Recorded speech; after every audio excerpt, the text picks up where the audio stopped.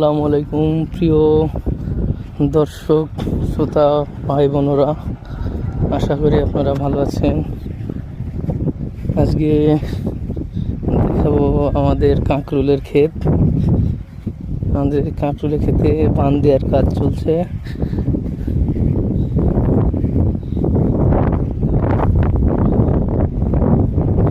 খুঁটি দিয়ে সুতা টাঙানো শেষ, উপর দিয়ে নেট দেওয়া হবে।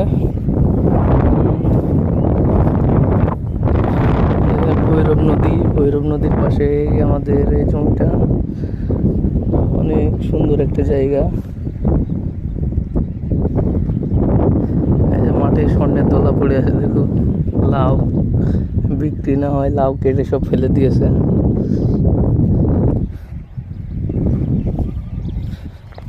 নিচে টমেটো আর বেগুন চাষ করছিলাম আমি। টমেটো গাছেই সব পেকে গেছে।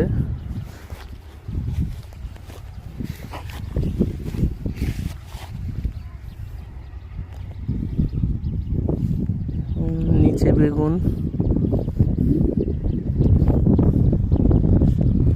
পাশে আমার চাচারা আখ চাষ করেছে। নিচে আখের ক্ষেত।